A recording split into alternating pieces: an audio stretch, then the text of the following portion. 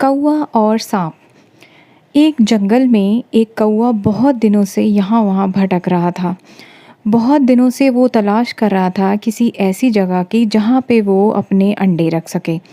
बहुत घूमने के बाद जंगल में यहाँ वहाँ घूमने के बाद उसे एक पेड़ दिखाई दिया, जो उसे लगा कि इस पेड़ में बहुत अच्छा वो घोंसला बना सकता है।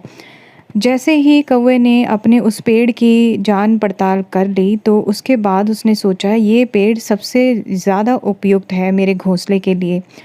तो उसने अपने उस पेड़ के ऊपर घोंसले में अंडे दे दिए। लेकिन उसी पेड़ के नीचे एक सांप की बिल थी, और वो सांप कई दिनों से कौवे को देख रहा था। और ये देखने के बाद उसे पता चला कि कौवे ने अब अंडे दे दिए हैं। जैसे ही कौवा खाने पीने की तलाश में वहाँ से उड़ गया, तो सांप अपनी बिल से निकलकर धीरे धीरे उस पेड़ पे चढ़ गया जहाँ कौवे ने बच्चे दे रखे थे। और उन अंडों को देखकर उसके मुंह में पानी आ गया, और सांप ने वो एक एक करके अंडे सारे के सारे खा लिए। जैसे ही सांप ने वो अंडे सारे खा लिए, तो उसके बाद वो नीचे उतरकर अपनी बिल में वापस चला गया। अब घोंसला कौवे का बिल्कुल खाली हो चुका था, और कौवा जैसे ही वापस आया तो वो चिल्लाने लगा कि मेरे अंडे कहाँ गए, मेरे अंडे कहाँ गए। और वो बहुत परेशान हुआ और बहुत दुखी भी हुआ। उसके बाद फिर कुछ दिनों बाद उस कौवे ने अंडे दिए। उसके बाद अंडे देने के बाद ये सारी चीज़ें फिर से दोहराई गई, और उस सांप ने फिर से उसके अंडे खा लिए।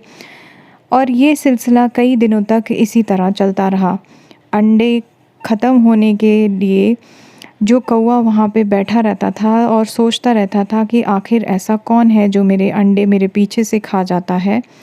तो एक दिन जब कौवे ने दोबारा अंडे दिए और छुप छुप के देखा, तो उसने देखा कि ये जो सांप बिल में रहता है वो चुपके से आकर उसके अंडे सारे खा जाता है। जैसे ही कौवे को ये पता लगा, तो वो बहुत ज़्यादा डर गया और उसने उससे पंगा लेने की कोशिश करी। लेकिन कौवे को पता था कि सांप बहुत ज़्यादा जहरीला है, तो उसने सोचा कि मैं क्यों ना कोई तरकीब सोचूं। पास ही के गांव में एक राजकुमारी तालाब में स्नान कर रही थी, और उसे पता था कि महाराज और महारानियों के गहने होते हैं। तो उस कौवे ने उस महारानी का एक गहना चुराया और वो सीधा लेकर उड़ के भाग गया। जैसे ही उस रानी ने देखा, तो उसने सिपाहियों को उस कौवे के पीछे लगा दिया। सिपाही बहुत ज़ोर ज़ोर से भागते हुए उस कौवे का पीछा करने लगे। जैसे ही वो जंगल में पहुँचे और कौवे ने इधर उधर देखकर वो चुपके से उस सांप के बिल में उसका हार डाल दिया जहाँ पे वो सांप रहता था, और उसके बाद वो जाकर एक पेड़ की डाल पे बैठ गया।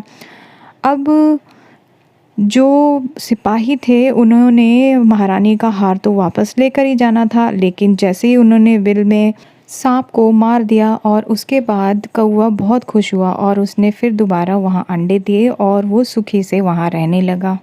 Thank you so much for watching.